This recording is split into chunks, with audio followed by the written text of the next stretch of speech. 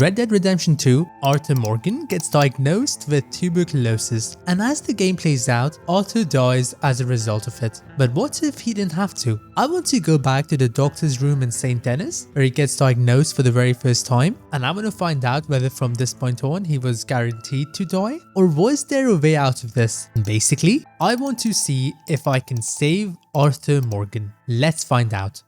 The first thing standing in the way is the obvious one. This is 1899. Antibiotics don't get discovered until the late 1920s, and they don't actually get used on TB patients until the 1940s. So we're a good 40 odd years before the real cure exists. But lucky for us, antibiotics aren't the only path forward, because 17 years before Arthur got sick, a German physician called Robert Koch changed the entire game. In March of 1882, Koch stood up in front of the Berlin medical establishment and announced that he'd found the actual cause of tuberculosis. He'd isolated the bacterium behind it, the tubercle bacillus, and proved that this was spreading the disease. Now, finding the bug isn't the same as curing it.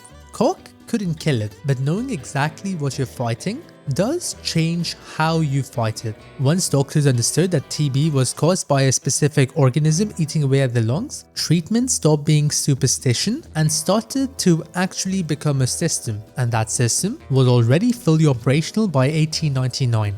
This was called the sanatorium movement. The idea behind it was pretty simple. If your lungs are under attack, you give them the best possible conditions to heal, and you give the rest of your body everything it needs to win the fight on its own. That meant clean air, good food, a controlled climate, and above all, rest. And I mean serious rest. This was called the rest cure, and it was as literal as it sounds. Patients would spend hours a day, sometimes most of the day, lying completely still on open air porches, wrapped up warm, doing absolutely nothing. The thinking was that every scrap of energy your body didn't burn moving around was energy that it could put toward healing the lung instead. Rest, air, food. That was the whole treatment. And here's the part that matters for our case. It worked. Not every time, not for everyone, but often enough that the numbers would genuinely surprise you. Take one of the big Swiss sanatoriums. Of the patients they discharged at the end of 1899, around 70% left classified as being well. And when they followed those people up 2 years later, 58% were still well and still capable of working.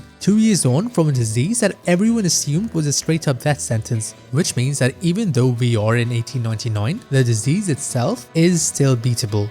But wait, before I get too confident, there is a catch. How survivable TB was depended almost entirely on how far gone you already were. Doctors in 1899 split the progression of the disease into 3 stages. Incipient, the early stage with mild symptoms, where the disease is just getting started. In this stage, you have the best odds by a long shot.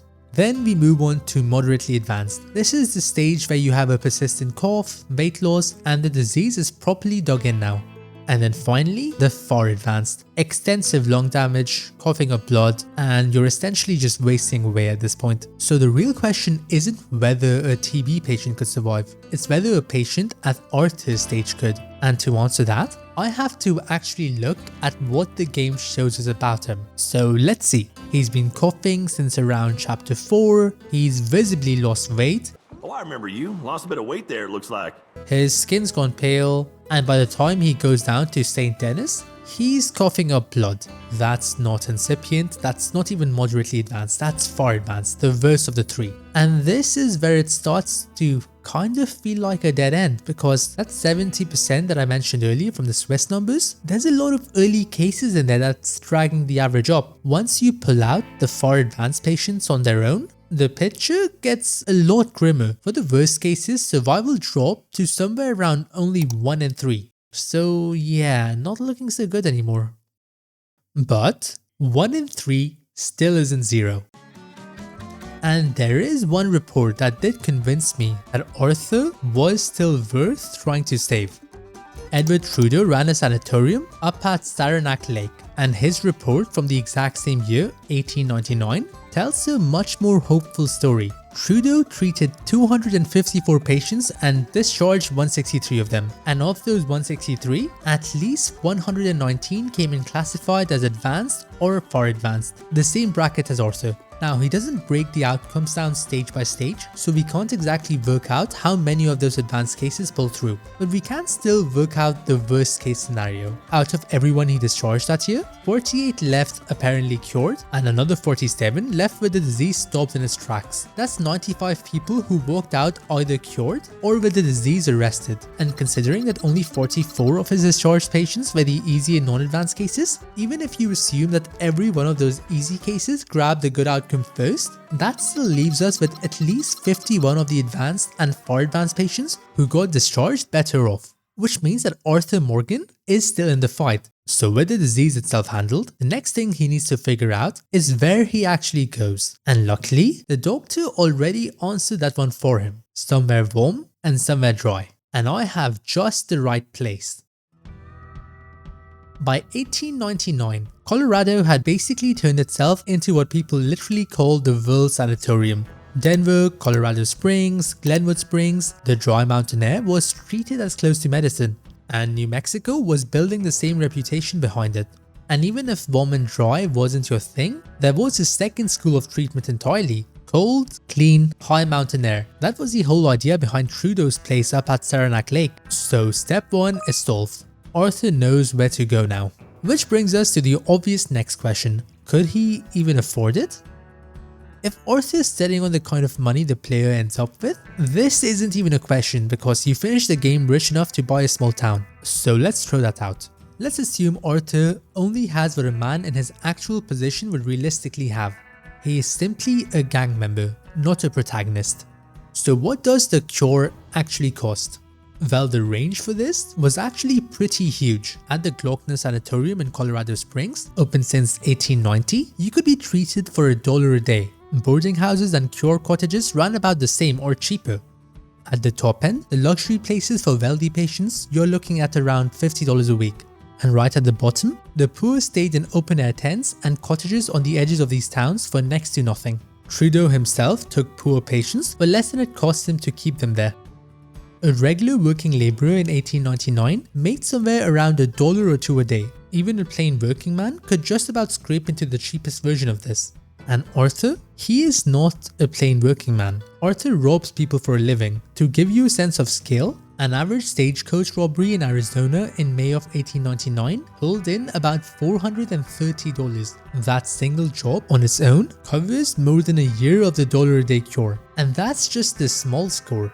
The bigger train jobs that year were hauling in about tens of thousands. So okay, then I guess the money isn't stopping him either. And so just like that, we are done with step 2. But before we move on to the next one, if you're finding this interesting, subscribing generally helps the channel a lot. So I would really appreciate it if you did that.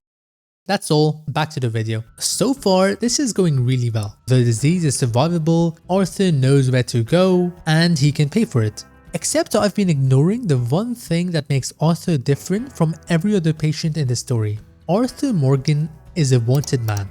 Sanatoriums kept registers, real names, real addresses, family histories, all of it. And it wasn't just an internal thing. New York made tuberculosis a reportable disease back in 1897.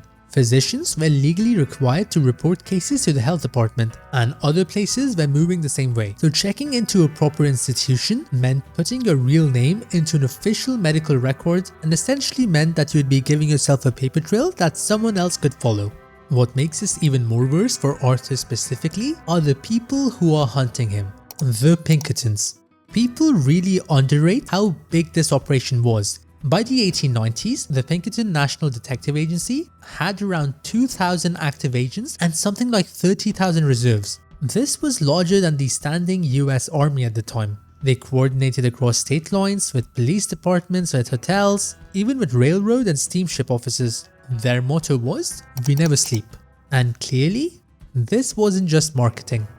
So picture this. Arthur walks into a formal sanatorium, he gives a name, that name goes into a register. And that register is exactly the kind of record that the Pinkertons were built to find.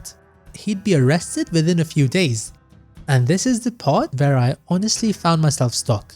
The obvious move is just don't give your real name, right? Walk in, call yourself, I don't know, John Smith? But that gets you nowhere because getting admitted meant going through a referring doctor, sometimes a whole admissions committee. There's a lot of people getting a long, close look at you. And even if the name tactic somehow works, that still does nothing about your face, because by this point, the Pinkertons had built the largest collection of mugshots in the country, backed up by detailed physical descriptions, height, build, distinguishing features, all of it. So even under a fake name, all it takes is one wanted circular doing the rounds and one person matching the picture.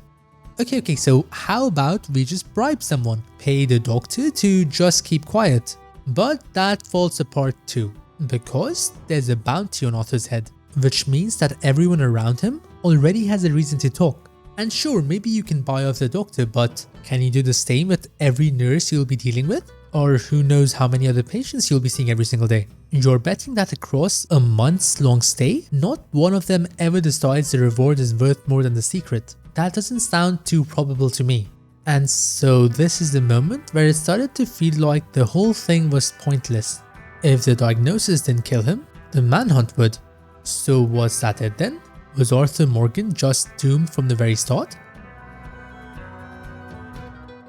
Not quite. Because this whole roadblock was the result of one assumption, that to chase the cure, you had to check in somewhere official. You didn't, because for every patient in a registered sanatorium bed, there were thousands doing it completely off the books. They even had a name for them, longers.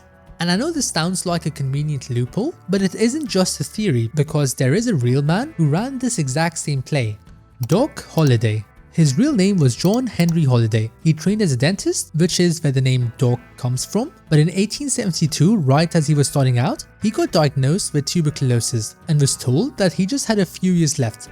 So he went west, chasing a climate that might keep him alive. And somewhere along the way, the dentist became a gambler and then a gunfighter. And a few years later, he turns up in a rough Arizona mining town called Tombstone, running with a lawman called Wyatt Earp. And in 1881, the two of them get pulled into a shootout. In 30 seconds, there were 3 men dead. It's still probably the most famous gunfight in the history of the Old West, the one that's called the OK Corral. You might have heard of it before, but it didn't end there. A revenge feud followed and more men were dead. And by the end of it, Doc Holliday was wanted for murder. So the exact same situation as Arthur. He was sick and he was actively being hunted.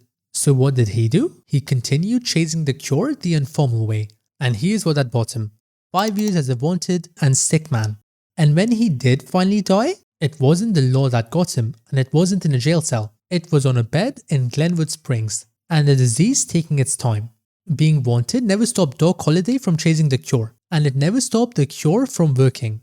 A man in almost exactly Arthur's situation in this exact era pulled it off. So let me add up where we are now. The disease, survivable even at his stage. The location, real, established and reachable. The money, not even close to a problem for someone with his status. His identity, the manhunt, the one that looked airtight, beaten by just not checking in anywhere. Every single thing that should have stopped Arthur Morgan from surviving, I can get past. Which means that there is a way out. From the moment of that diagnosis in St. Denis, Arthur could have gotten on a train, gone west, kept his head down, and given himself a real, genuine shot at living. So then why doesn't he? It's the gang. Or more exactly, is that Arthur won't leave it. Because look at where he is by chapter 6.